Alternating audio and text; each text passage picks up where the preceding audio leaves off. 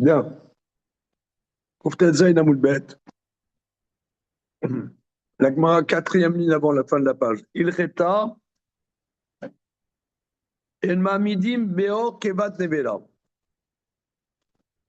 On ne fait pas du fromage avec la peau de la caillette d'un animal Nevela. N'est-ce pas? C'est bon, cher monsieur? Vous y fûtes, vous y allâtes. Quatrième ligne. 4, c'est 3 plus 1.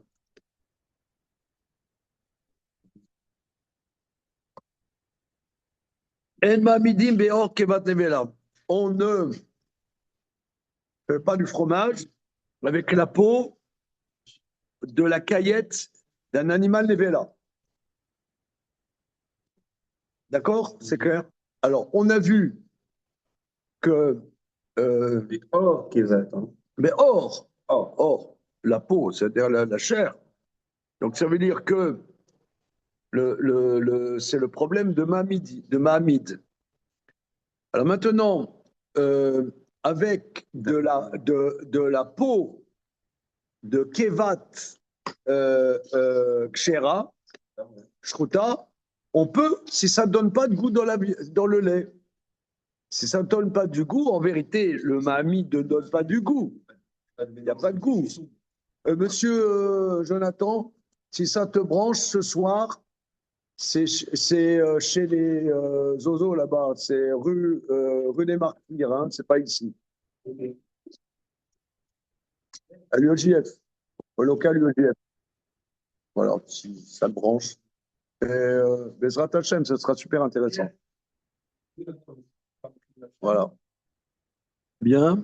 Monsieur Lopataire, s'il vous plaît, en rang par deux.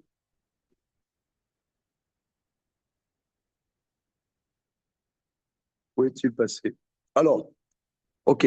Donc si on est Mahamid avec bonjour. Bonjour. À qui ai-je l'honneur? Daniel Cohen. Cohen. J'ai connu quelqu'un qui s'appelle Cohen. Ouais, il y en a beaucoup, hein. Ouais. Ouais. Ouais. Ces temps-ci. Ces temps-ci, il y en a beaucoup, hein. Hein, il y en a quelques-uns. Alors, le sujet. Le sujet est le suivant. On est d'Af Kouftet Zayin Amoudbet dans le traité Khoulin. Et le sujet, donc, c'est l'interdit de mélanger de la viande et du lait. Si par exemple, nous faisons du fromage avec de la caillette, de la chair de caillette de viande cachère. On a fait la shrita. On a fait la shrita d'une vache.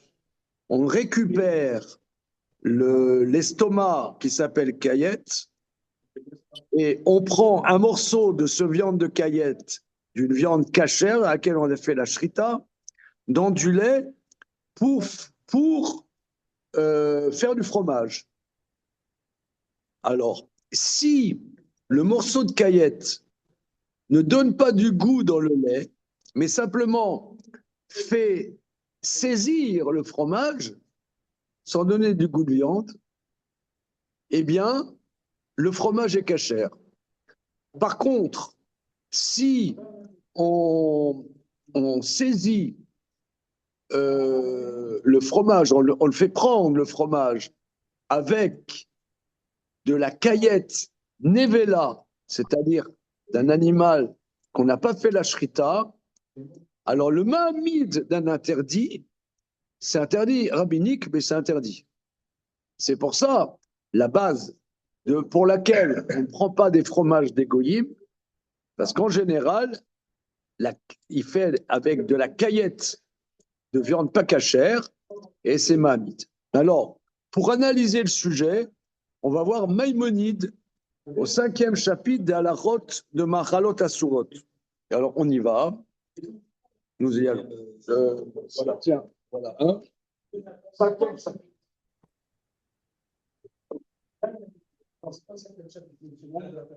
C'est 9e chapitre.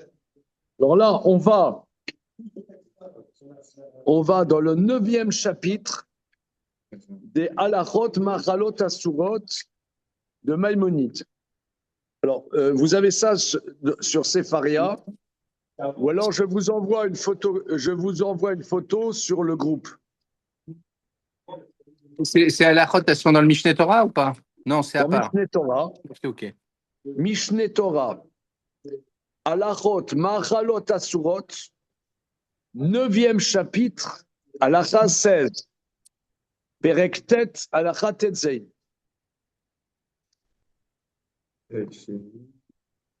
Bien. Bien. Alors, on va faire Maïmonide, hein, voilà, parce qu'il va synthétiser et le Réved va ne pas être d'accord avec Maïmonide comme d'habitude. Alors, ok. 9e chapitre, Halacha 16. Est-ce que vous avez ça sur votre ordinateur? C'est Faria. Bien sûr. On travaille un peu, mais. Docteur Cohen, c'est Faria, si vous Oui, voulez. c'est Faria immédiatement. C'est Faria en français, bien sûr. Ah, voilà. D'accord. Tiens, vas-y, je te laisse voir. On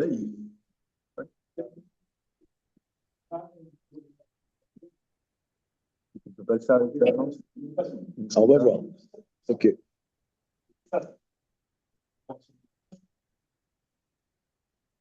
Comment ça? Ah oui. Yesh. Yesh Batam Bassar. Négative mitzvot, mitzvah. Donc, Halachot, en vérité, j'aurais dû envoyer le lien avant, mais bon, j'ai pas pris le temps. Attends. Donc négative. Et c'est à la 16. Non, c'est à la... Halakha 16, c'est ça. Négative Et on va mitzvot faire- 16. Voilà, et on va faire aussi les commentaires, le Kesef Mishneh. Hein. Shalom. Un peu de stress. Hein.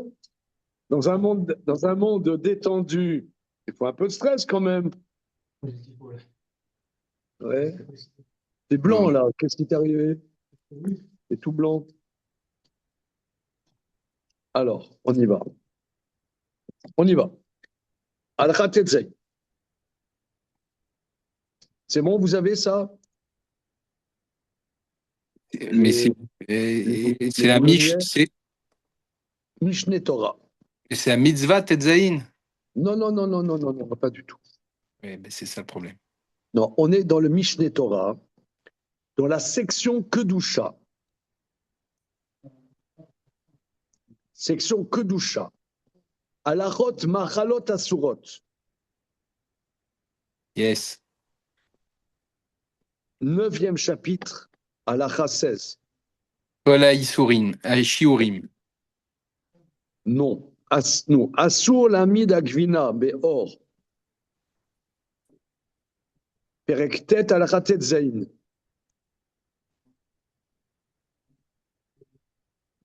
C'est bon? Maintenant, regardez, je peux faire une photo et je vous envoie la photo. Ok, parfait. C'est mieux la photo? C'est parfait. Ouais, c'est parti. Une seconde.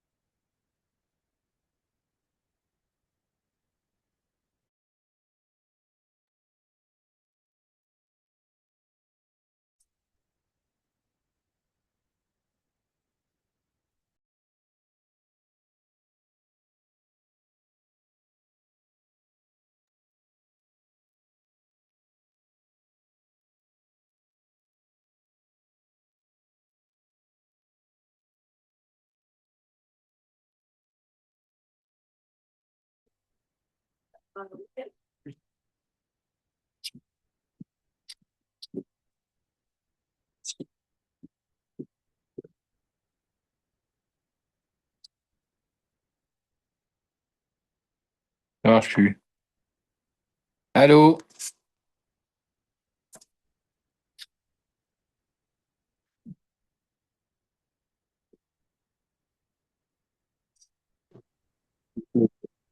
Bien.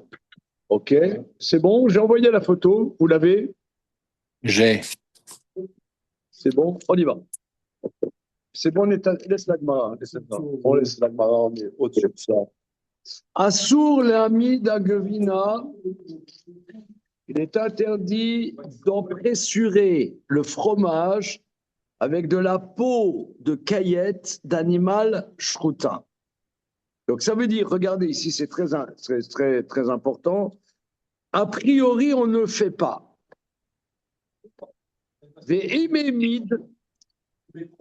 Si par contre il a empressuré le fromage, Toem et Agvina, il goûte le fromage.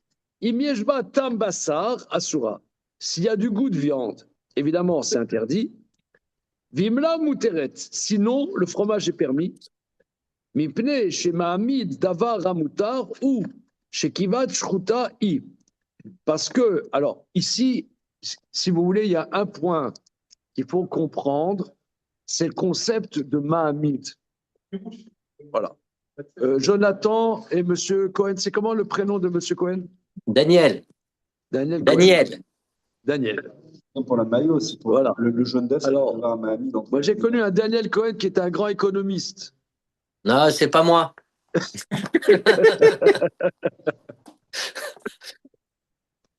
Il était économiste à l'école normale supérieure. Ben oui, oui. Mais il est niftar, le pauvre. Voilà, absolument, très bien. Ouais, c'est dommage d'ailleurs, c'était quelqu'un très exceptionnel. En tout cas, quoi qu'il en soit, le point, voilà. Il y a un concept sur lequel pas tous les commentaires sont d'accord, mais la halakha finale est la suivante. Si par exemple, il y a un corps pas cachère qui donne de la consistance à quelque chose de cachère, le fait que ce corps pas cachère donne de la consistance à la chose pas cachère, l'ensemble est interdit de manière rabbinique, même si ce corps pas cachère ne donne pas du goût. C'est comme par exemple, on fait un flan avec de la gélatine porcine. Voilà. Alors, la gélatine porcine, tu mets très peu de gélatine porcine dans le flan.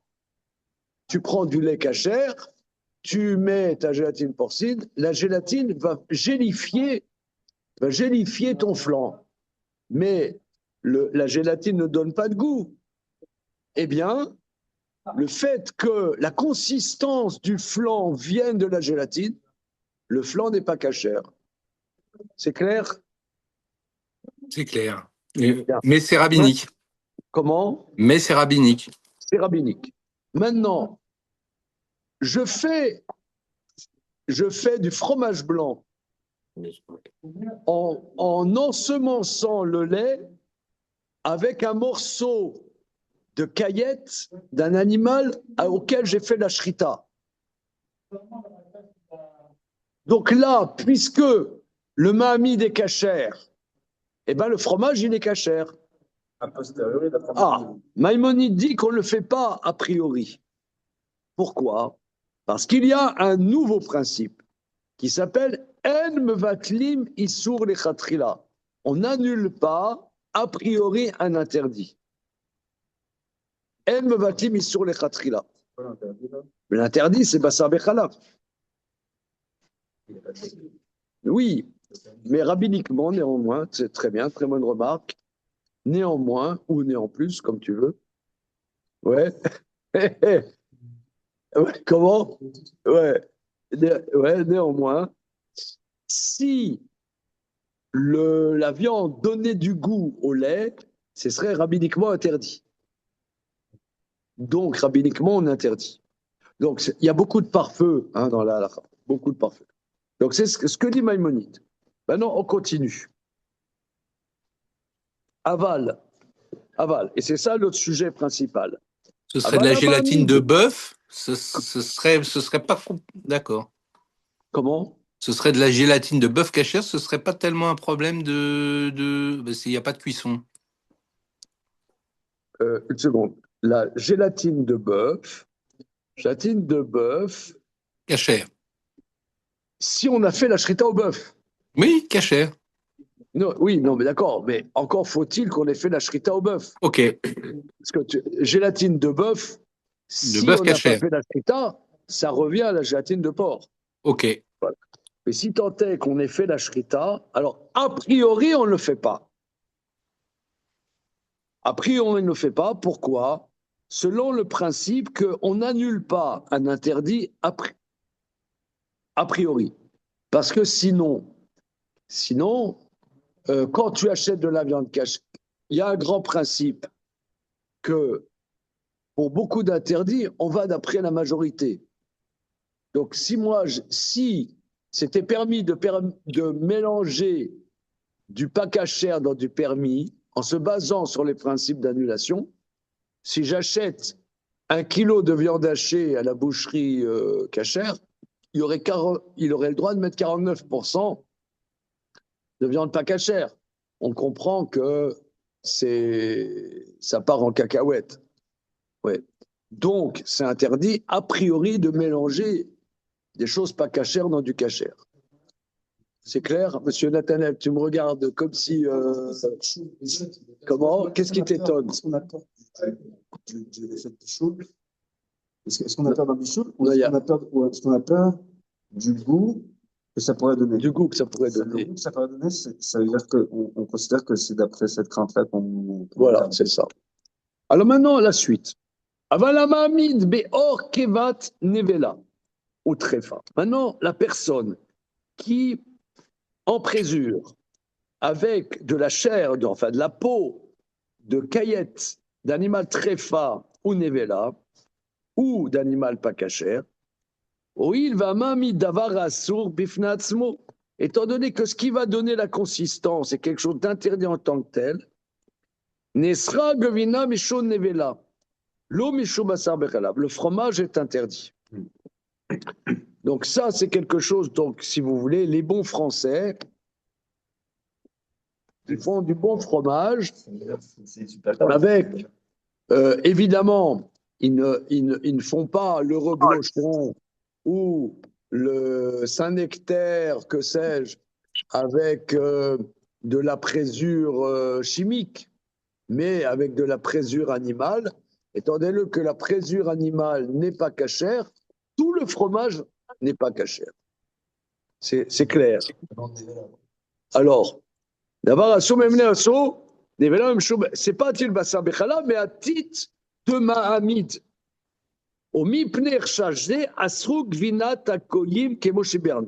C'est pour ça, les fromages des goyim sont interdits, dit notre cher Maïmonide.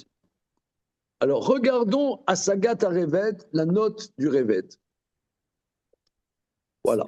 Justement, Oui. est-ce que du coup ça veut dire que le Rambam, au nom de Mahamid aussi, il interdit quand c'est de la viande kshira? Pareil. Non, la viande kshira dans du. On a dit que non. Parce que ça n'anime pas un Issour. On ne peut pas annuler un Issour. Oui, a priori, on ne le fait pas. Donc c'est au titre de. C'est pas à titre de Mahamid, ça n'a rien à voir. C'est le basar bechalav, c'est un autre sujet. C'est un autre sujet. OK? Alors, maintenant, messieurs de Boulogne, là, les médecins, vous êtes avec nous? Oui, oui, oui. Alors, maintenant, on va voir le Kesef Mishneh. Non, avant, le Réved, Asagat Réved. Le Réved. Asagat Réved. Tu vois, Asagat Réved, c'est là.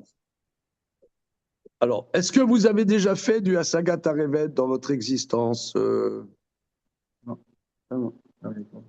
Moi, je connais les tefilines Réved, mais ça n'a rien à voir.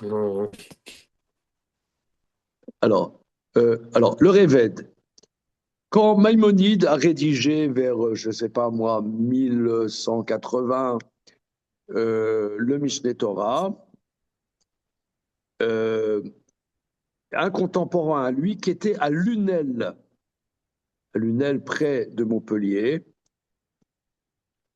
un très grand talmudiste, parce qu'il faut savoir qu'au XIIe siècle, XIIIe siècle, Lunel était un des centres mondiaux de l'étude du Talmud. Aujourd'hui, c'est un des centres français de l'islamisme, entre parenthèses, Lunel. Ouais. Sans blague. Hein. C'est où? C'est près de Montpellier. Et là-bas, Lunel, c'était une petite bourgade, aujourd'hui très sympathique. Enfin, il y a beaucoup d'islamistes là-bas. En tout cas, quoi qu'il en soit, à l'époque, au XIIIe, XIVe siècle, c'est un des centres principaux de l'étude du Talmud. Et là-bas, il y avait Rabbi Avraham ben David. Et si je ne m'abuse, il y a sa tombe là-bas, ça se visite. Si on va à Lunel, on voit la tombe de Rabbi Avraham ben David. Donc le Réved a contesté les conclusions légales de Maïmonide. Et on dit dans les yeshivot, alors là, retenez bien ça, monsieur Lopater et monsieur Cohen, si on vous pose la question, quelle est la preuve que Dieu existe? Alors dans les yeshivot, on dit, la preuve que Dieu existe, c'est que lorsque Maïmonide dit que Dieu existe, le Réved ne le contredit pas. Ça, c'est une preuve objective, n'est-ce pas? Une preuve absolument scientifique. Alors, là, sur ce point, il n'est pas d'accord, le Réved. Ah, ça gâte le Réved. Donc, c'est pour ça qu'on interdit le fromage des goïs. Amar Abraham, divrei Rabbeinu, Ibn Migash M. En vérité, Maïmonide suit la démarche de son maître, Rabbi Yosef Ibn Migash. Aval anu en tzrichim lekar shen akushia sheksha tzricha tirutz. Parce que la question qui pose pourquoi on interdit les fromages des goyim, en vérité, cette question ne nécessite pas de réponse. Donc, on va voir le Kesef Mishneh, c'est-à-dire c'est Rabbi Yosef Karo, qui va expliquer ce que veut dire le Réved. Alors, on y va. Kesef Mishneh. Donc, vous avez dans la photo que je vous ai envoyée, le Kesef Mishneh, c'est le commentaire de Rabbi Yosef Karo sur Maïmonide. Asur lamid agvina beor keva shel shruta. Besov pere kol habassar. Donc, l'origine de ce que dit Maïmonide, c'est notre Gemara d'Af Kuf Tetzaïn, ou Beperek Shil d'Avodazara d'Af Lamed E. Adamar Shmuel, sur ce qu'a dit Shmuel, Miplema, d'Amar Shmuel, Miplema asru gvinat agoyim. Pourquoi on interdit les fromages des goyim? Mipne shemamidi mota beor kevat nevela. Parce qu'on l'en présure avec de la peau de caillette de l'animal pas caché. Katav Aran, le Ran là-bas écrit Ikshe Arav Yosef Alevi. Donc Rabbi Yosef Alevi, alors j'explique, c'est Rabbi Yosef Ibn Migash. Je sens que je dirais ça ou un autre nom, ça vous ferait ni chaud ni froid. Netanel, Rabbi Yosef Ibn Migash, ça te dit quelque chose? Pas du tout. On est en pleine Espagne. Alors, j'explique. Une petite seconde, une seconde, je viens, je vais expliquer. Regardez, lorsque on voit un commentaire, j'aime bien expliquer qui est ce commentaire. Parce que on a peu connaissance des maîtres centraux de notre tradition, ce qui est, bon, c'est un fait, hein, on ne sait pas. Hier, on a parlé de Rabbi David Ben Zimra au sujet des momies, mais là, je vais dire un petit peu qui c'est Rabbi Yosef Ibn Migash. J'ai écrit un fascicule là-dessus, sur la transmission de la tradition orale. Ça se trouve sur notre site. Je pourrais l'envoyer si j'y pense. Voilà. Alors, au XIe siècle, vers l'an 1000 par environ, il y a eu en Espagne, la base de la tradition talmudique en Espagne, c'est Rabbi Yitzhak El-Fassi, ce qu'on appelle le Rif. Tu as déjà entendu parler de Rif? Le Rif. Rabbi Yitzhak El-Fassi. Rabbi Yitzhak El-Fassi, bien évidemment, a eu plusieurs élèves. Mais son élève le plus, qui est éminent, merci monsieur, c'est Rabbi Yosef Immigash. Voilà. Et on dit, par tradition, que Maïmonide, enfant, a connu Rabbi Yosef Immigash. Son père, Rabbi Maïmon était un élève de Rabbi Yosef Immigash, et que lui-même, Maïmonide, a connu Rabbi Yosef Immigash, et Maïmonide considère Rabbi Yosef Immigash comme son maître.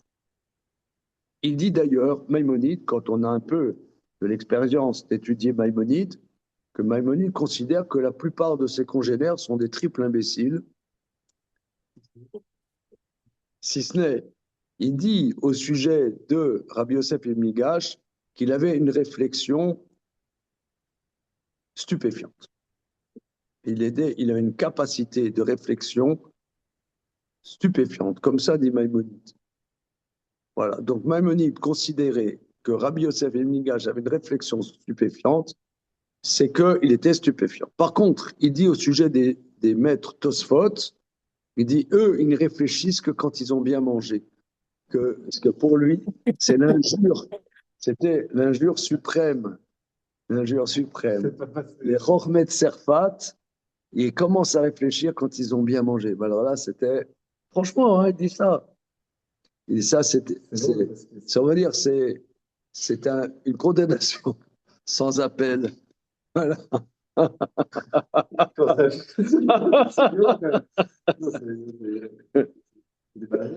Comment?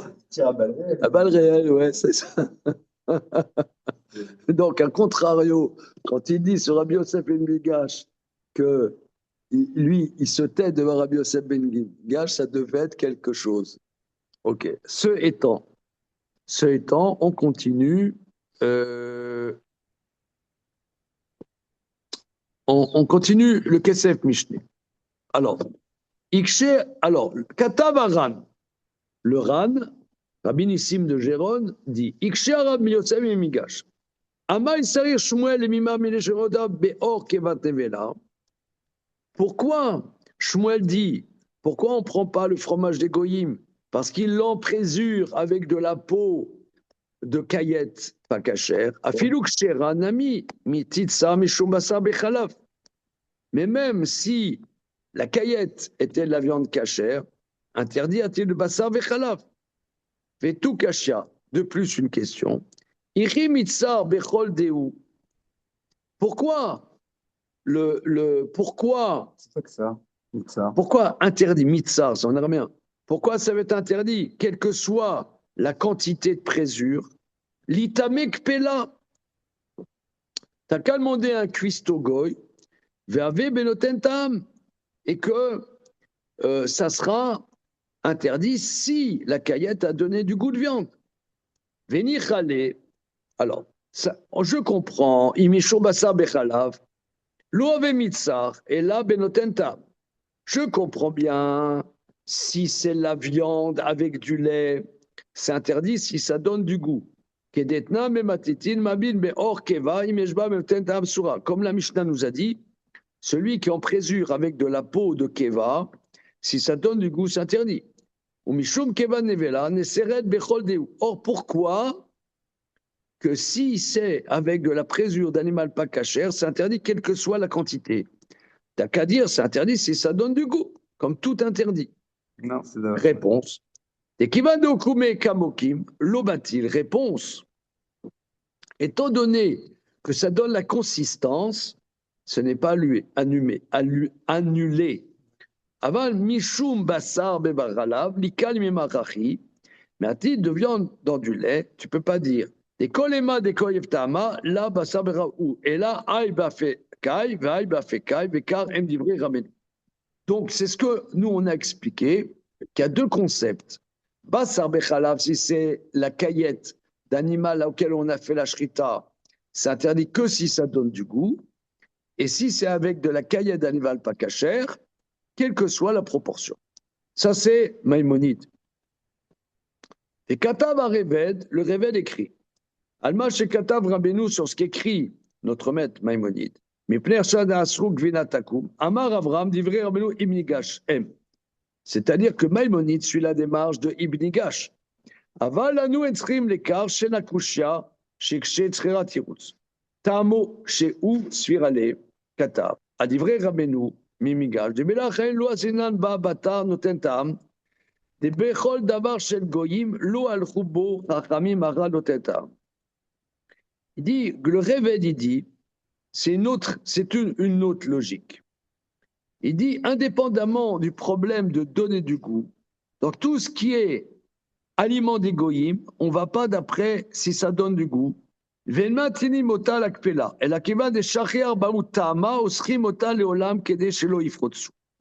Donc ici, le Réved, alors ça c'est très important, que j'ai écrit en vérité un texte sur le sujet. Il faut que je vous l'envoie sur le groupe Roulin, que le Réved est contre la notion de Mahamid. Il ne tient pas à cette notion. Pour lui, le flanc à base de gélatine, porcine, c'est Batel. Wow. Sympathique, hein? C'est une autre religion, quoi. Ouais, c'est sympathique. Il dit, mais le fromage des goyim, c'est une takana pour qu'on ne soit pas copain avec les goyim. Bon. Donc, ce n'est pas une question de goût, c'est une promesse, c'est une xéra, on ne prend pas le fromage des goyim. Paf! C'est vrai que c'est vrai. Comment? Le lait aussi, du coup, il ne serait pas d'accord pour boire le lait par exemple de 2 semaines? Non, mais là, le lait.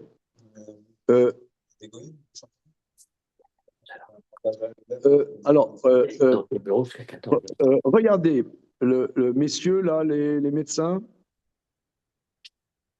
On est là. Ouais, vous êtes là? Alors, notre ami Nathan Kia en présentiel pose une question intéressante.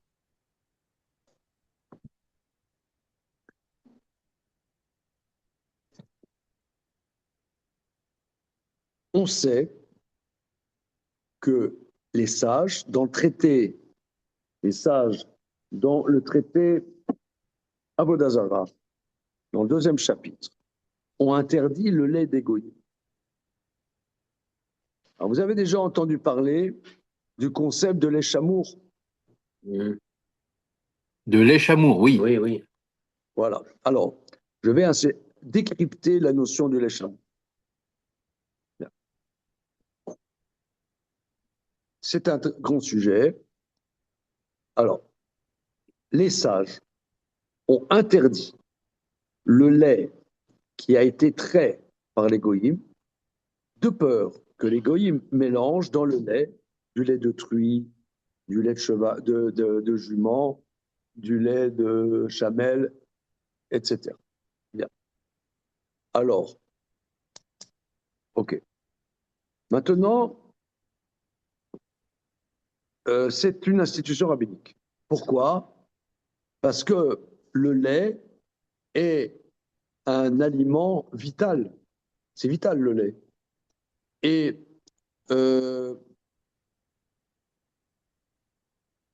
ça peut créer une proximité avec les goyim.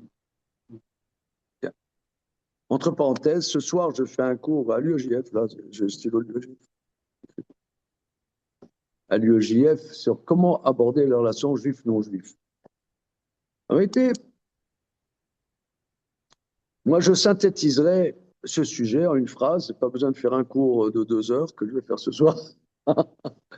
Mais je synthétiserai la chose suivante. Une fois, j'ai vu une parabole très intéressante que les Juifs, le peuple juif, a une certaine vocation et les goyim aussi une vocation. Et nous sommes complémentaires. Mais les Juifs, nous, on est un peu comme un feu. On a une certaine énergie particulière. On pourrait dire, ça pourrait être comparé à du feu. Les nations, on pourrait les comparer à de l'eau. Et une fois, j'ai vu la parabole. Quand tu veux faire chauffer une casserole d'eau, tu mets un feu, tu mets la casserole et tu as de l'eau. La casserole, elle fait la séparation. Il y a deux notions antagoniques, l'eau et le feu. Mais l'eau, si tu veux la chauffer, il faut du feu. Or, le feu est antagonique à l'eau, parce que l'eau est un feu. Donc, pour que ça boue, il faut une différence. Il faut quelque chose qui sépare le feu de l'eau. Sinon, ça s'éteint. Sinon, le feu, il s'éteint. Donc, ça veut dire que le peuple juif et les nations sont absolument complémentaires. Et ça fait chauffer la marmite. Ça fait chauffer la marmite de l'humanité. Par exemple, on voit l'intelligence artificielle qui met à ébullition l'humanité depuis quelques années. Eh bien, tu peux regarder même, des copains m'ont dit que même Anthropique, qui a été, comment? Eh ben, Anthropique, le patron d'Anthropique, celui qui a lancé Anthropique, sa maman, c'est une juive. Comment? Oh là là, il vient ici, il ne sait pas ce que c'est Anthropique. Anthropique, c'est ce qui est. Anthropique FM. Anthropique FM. Je me suis branché sur Anthropique FM. C'est le zouk. Canard. Alors, Anthropique, vous savez, les médecins, là, qu'est-ce que c'est C'est Anthropique? celui qui s'est démis de trucs de Trump parce qu'il s'attirait l'intelligence artificielle militaire. Et que Absolument. ChatGPT a repris. Voilà. Voilà. Mais en vérité, on m'a dit, là, dimanche, on a fait une réunion là-dessus, que les logiciels qui ont permis. Anthropique, ça a donné un truc qui s'appelle Claude aujourd'hui, que j'ai découvert. Hein. Non, c'est américain, c'est non, non. Et que c'est le logiciel de Claude qui a permis de buter Khamenei. Hein. Pas comme ça, ils m'ont dit, les mecs. En tout cas, oui, en tout cas, tous ces trucs-là qui bouleversent actuellement l'humanité, quelque part, ça a des sources dans le judaïsme. Donc nous, on met le feu, on allume le feu. Mais le feu, il faut quelque chose allumer. C'est ça l'humanité. Donc on est complémentaires. Mais on est complémentaires si chacun a sa spécificité. À sa place et sa spécificité. D'ailleurs, c'est ce que je vais rapporter dans le cours. Maïmonide, il dit que le peuple juif et les nations, c'est comme un couple. Un homme et une femme. C'est dingue, hein? Pas Maïmonide, le Maral de Prague. Et il dit que Amalek, il dit c'est une relation homosexuelle.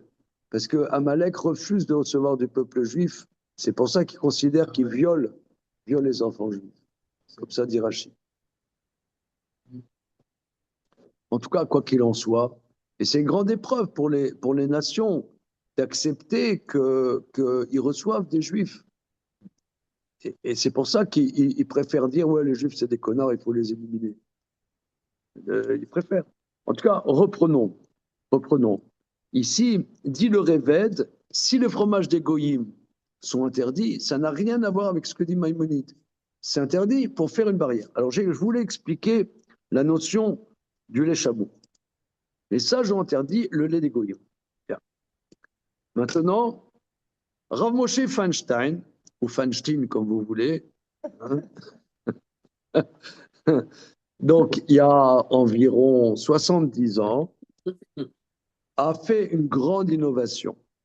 Parce que le Talmud dit, dans le 2e chapitre, traité à Avodah Zarah, que si on supervise la traite du goy, le goy il traite, mais moi, juif, je suis présent à la traite, le lait du goy est permis, puisque j'ai vu qu'il n'a pas mélangé ni avec du lait de truie, ni lait de chamel, ni du lait de jument. Ok, bien. Donc, s'il y a une supervision, c'est ce qu'on appelle le lait chameau supervisé. Si c'est supervisé, c'est bon. Ça, c'est la Gemara, c'est la Mishnah. Rabbi Moshe Feinstein, ou Feinstein, a innové, il y a 70 ans environ, en disant que dans les grandes laiteries nationales, les législations sont extrêmement draconiennes. Que s'ils mélangent du lait de truie ou du lait de chamel dans le lait de vache, ils ferment la boîte. Donc, c'est sûr qu'il y a des pénalisations et jamais ils vont le faire. Donc, jamais on peut témoigner, ça revient à un témoignage. Étant donné qu'on peut témoigner qu'ils ne le font pas, c'est comme si ça a été supervisé. Alors, il y a deux thèses. Il y en a qui suivent cette décision de Rav Feinstein, qui prennent du lait non surveillé des laiteries, Bridel, Lactel, machin, peu importe. Comment? Actimel. Voilà. Et il y en a qui ne suivent pas Rav Moshe Feinstein. D'ailleurs, Rav Moshe Feinstein, il a dit dans un certain contexte, j'ai posé la question à beaucoup de décisionnaires. Bon, en tout cas, quoi qu'il en soit, laissons le sujet ouvert. Laissons le sujet ouvert. Mais le fromage, on ne peut faire du fromage qu'avec du lait cachère. Pourquoi? Parce que la notion du lait qui coagule pour faire de la caséine, pour faire du fromage, ça n'est que sur du lait cachère. Tu as compris? C'est-à-dire que tu ne peux pas faire de fromage avec du lait de jument. Tu ne peux pas faire du fromage avec du lait de truie. Parce que ce lait ne coagule pas. Ça ne coagule pas. Non, non, ça ne coagule pas. On ne voit pas du tout de fromage même chez Goyim, de fromage de. Pourquoi pas Ça n'existe pas. De fromage au lait de porc, il y a lait de chèvre, lait de... Comment? Il y a lait de chèvre, lait de brebis, mais il n'y a pas lait de porc. Du lait de porc, du fromage de porc. Oui, il n'y a pas. C'est pas du tout mon truc, mais ça n'existe pas. Ça n'existe pas. Hein? Alors, c'est-à-dire que au niveau physiologique, donc la takana, l'institution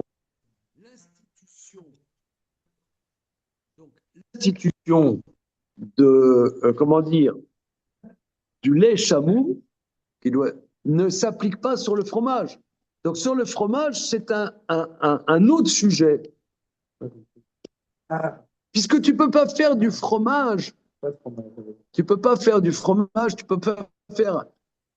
par exemple, tu ne peux pas faire du fromage blanc avec du lait de truie, du lait de chamel.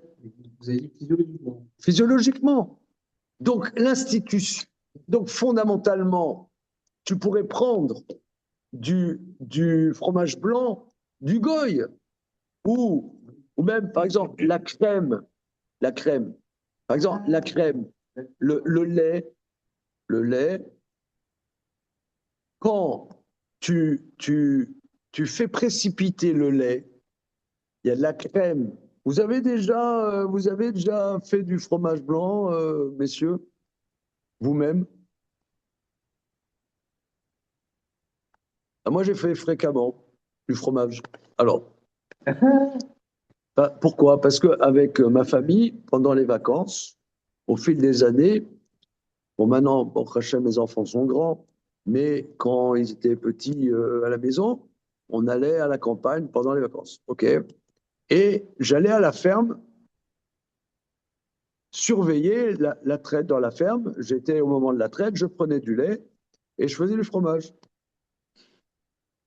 Tout simplement. Tout simplement. Hyper bio, pour un judaïsme bio. Alors, je faisais du fromage. Comment? Extrêmement simple. Tu prends, par exemple, du lait frais. Tu mets une goutte de citron, paf!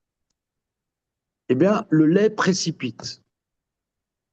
Le lait précipite en trois choses. Il précipite en, en petit lait, en caséine et en crème. Ouais, ouais. Or ça, tu ne trouves que sur le lait. Non, le petit lait, c'est le lactosérum. C'est-à-dire quand ça s'est coagulé, il y a un liquide un peu jaunâtre qui se sépare et voilà. Et la caséine qui s'est coagulée, tu la prends et avec ça, tu fais le fromage. Ça, tu fais le fromage. Et ça, avec du lait d'animal pas cachère, c'est impossible. Ça marche pas. Non, ça marche pas. On peut le faire. Amenez demain une truie ici. Amenez une jument.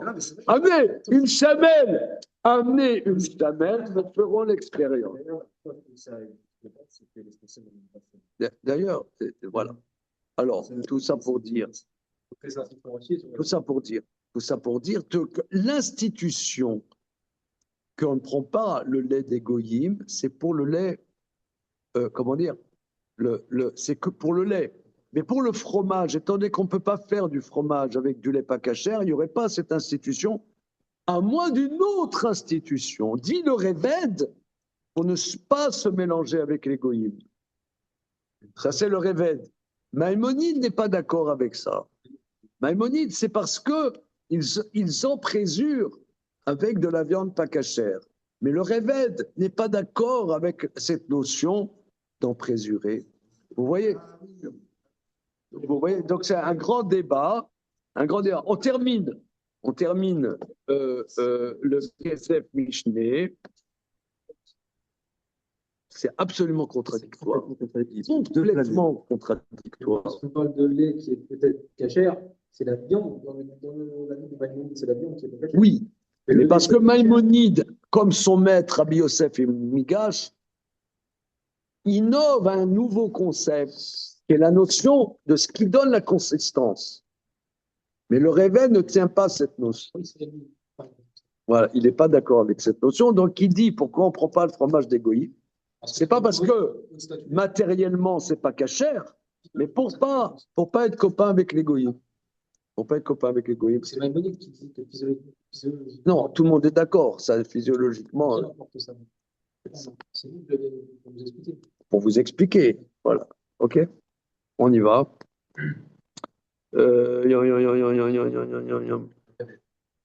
Tamo Sheuzal Katav a livré Rabbeinu Ibn Gash.